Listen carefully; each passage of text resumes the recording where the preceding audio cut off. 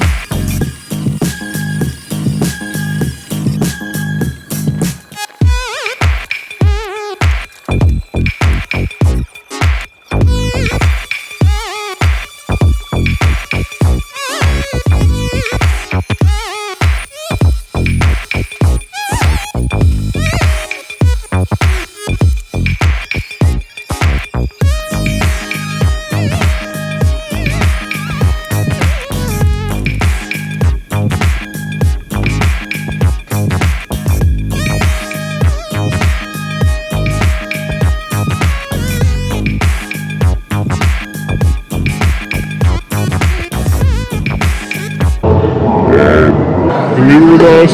If you want to check this bag, no, you can throw that away. I don't want it. Go on. Yeah. I don't even know what's in it. I've been working like 14-hour days, so I really haven't had a chance to get to see my brother John. We spent some time together yesterday at the Melrose Trading Post. I'm going to be there again next Sunday as well, hanging out all day. So if anybody in the California area wants to come and hang out, come to the Melrose Trading Post.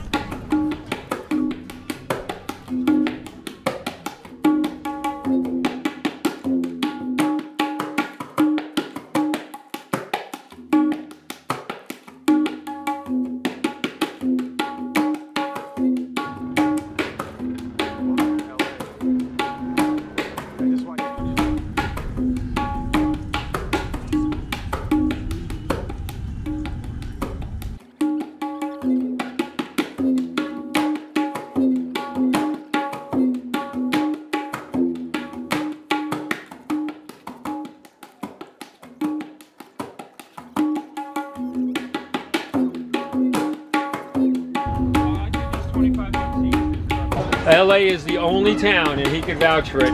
You say to somebody, hey man, where are you living now? And they go, I live in my car. You know, I shower at the gym. Did at McDonald's. That's exactly what I do. Shower at the gym. I can pick my nose and eat it. Yeah. One pebble jam in your front teeth. There you go. That's my peach spoon.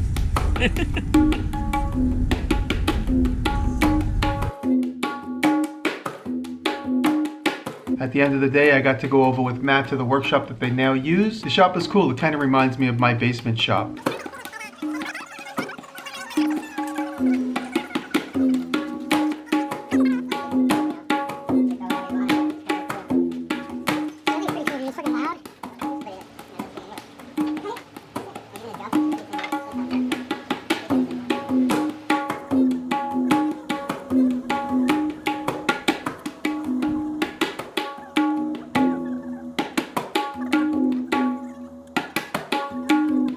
If you don't know this old Tony's channel, you gotta go check him out. Go subscribe to him right now. He's an amazing, talented machinist, comedian, and filmmaker. Combine all those together and you have one of the best channels on YouTube right now. He asked if I'd be interested in a collaboration and I jumped at the chance. We started kicking around a couple of ideas. He suggested, let's improve the shop duster, the thing you put on the end of a compressor hose. The very first thought I had, the Knuckle Duster. You can see the sketch here. This is the first sketch I thought of. We went back and forth. I came up with a few other ideas. We settled on the Knuckle Duster. I started sketching out a concept in 3 dimensions. The very first way I do it is I go right to a prototype, a breadboard is what we call it. Starting to figure out exactly the shape, the scale, the size. Working with a real blowgun because I know that a real blowgun has certain sizes and requirements that are in there that will translate to the finished product. A little hot glue, a little bandsaw, a little plastic. We went back and forth. Tony made some suggestions based on my initial models, and then we ended up with this more final sketch. From this final sketch, he went to his CAD model. Sent sent the CAD model back to me. I did a CNC silhouette of it. I okayed the size and shape. The video of the model and the video of him doing the CAD both came out this week on his channel. It's definitely something I want to make. I know there's some legalities involved. It's just a cool, funny play on words, the Knuckle Duster. So I don't have it in my hands just yet, but as soon as I do, I'm definitely going to play with it, test it, and I'll show it again on the vlog. So Tony, thank you very much. Excellent job.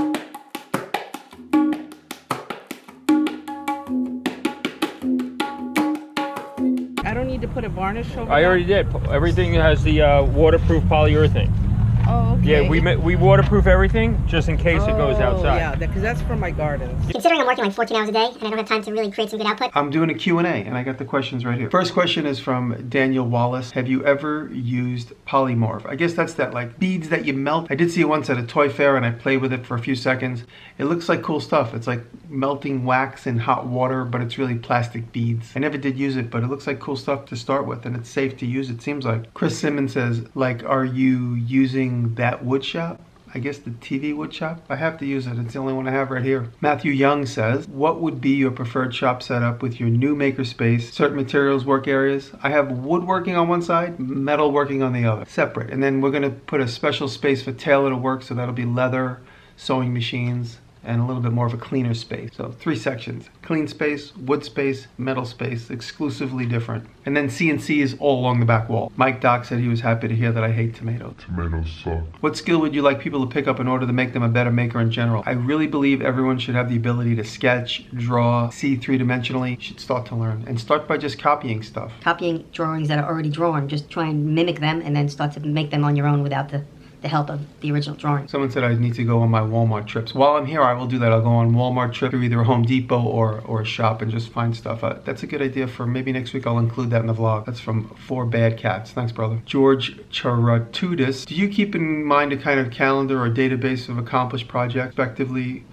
One for future work? In which form? I have a notebook and I keep projects that I want to do, and I used to go back and right next to my sketches I'd put a photograph of the finished part, but I kind of lost track of that because things got so busy with editing. But in some of my old notebooks I have the pencil drawing right next to a photograph of the finished Product, which is pretty cool because the sketch and the photograph are usually months apart. So you see like the mutation that it took between the initial thought and the finished product. I used to do that, I don't do that anymore. draw notes, mostly words that say, make a this, make a that. I hardly have a sketch anymore until I'm about to make something. Mad Salunalala says, yes, what is your advice to anyone wanting to be where you are now, say in 15 years? Just make something every day. I say that all the time. Make something every day, or every day. Move a project further along. If it's a big project, work on it every day. Or if you have 3 projects, work on any one of those every day, moving them further and further along. It's really important to keep your problem-solving skills as exercised as your physical body. Exercise your brain every day. Problem solve. Make something. New material. New solution. New method. Kent Barnes. 2 years ago at Maker Faire, you compared your EDC, everyday carry, to today. And today, my EDC is basically exactly the same thing. I carry a razor blade. I carry my Leatherman. I carry my ice pick. I carry my magnifying glass. I carry a Zippo lighter and my Micra. Almost every day, and a few Sharpies. Do you ever consider doing a longer video, sort of Spagnola, like 30-minute how-to type video? That's from my buddy Paul Mayette. I would like to. It's just a matter of time. Some of these vlogs get a little too long, but I hope you don't mind. But yeah, I would love to do that. Every once in a while I do what I call an epic build, and it's a little bit longer. So it's just a matter of time, and time is something I don't seem to have a lot of these days. From Dave Cornwell.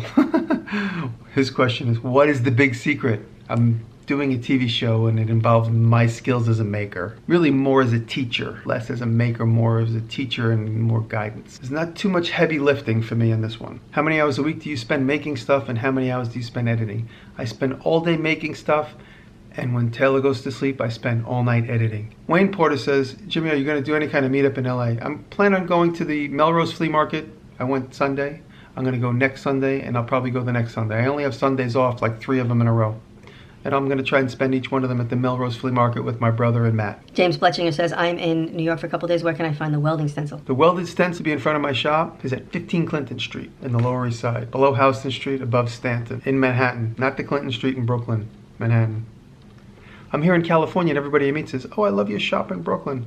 I never had a shop in Brooklyn. It's always been in Manhattan. Not that there's anything wrong with Brooklyn. I never ever said I was in Brooklyn. I only ever said I was in New York City. Joel Telling says, how many bandsaws is too many? I have about 6, maybe 7, maybe 8, and I still want more.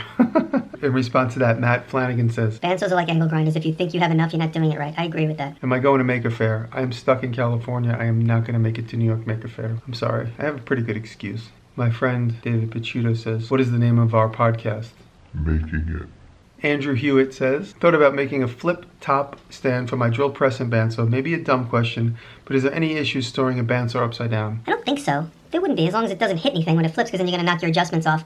But it's an issue of space, I'm sure, but whenever you have two tools like that, you always want to be able to boom, go to the one, go to the other. To flip, it's too much. Your tools are laying on the thing, you flip it and it falls over, you want to go back to the drill press. Make 2 stands, if you got the room.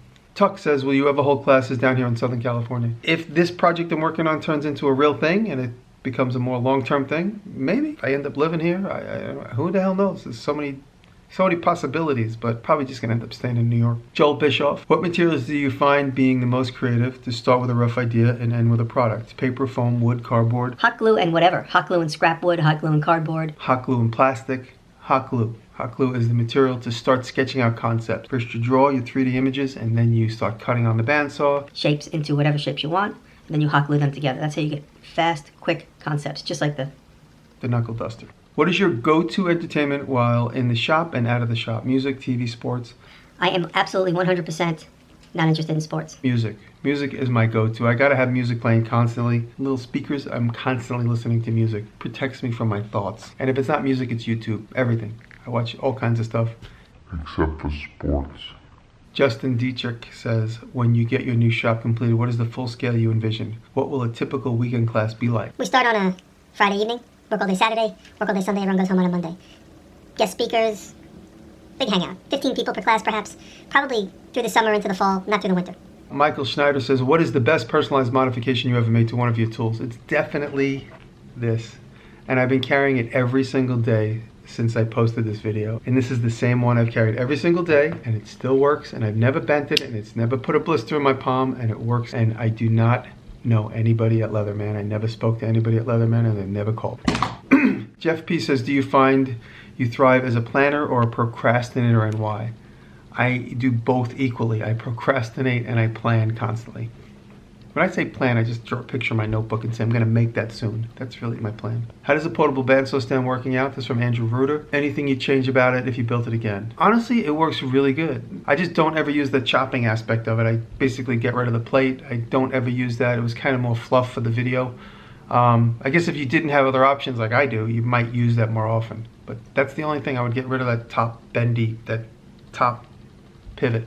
Cryptic Work says, do you plan on doing more maker classes like your October class? October Axe class. We'd love to see Make a Mecca come true. All the best from Texas. Thank you, brother. It's just a matter of time, and as long as I'm able to pay my bills doing that, that's all I will do, and make YouTube videos. That's it for now. Maybe I'll do this again next week if this works out. Promise to tell you exactly what's going on as soon as I'm allowed to. Thank you for sticking with me. I'm probably going to play a couple of repeats in the next few days. When I say repeats, they're videos that have never been posted on my channel, but they've appeared somewhere else. So now I can get the revenue because I have an agreement where I can run a video in a year after somebody exploits it. So a lot of you know that. Thank you so much. I appreciate you guys sticking with me. Thank you.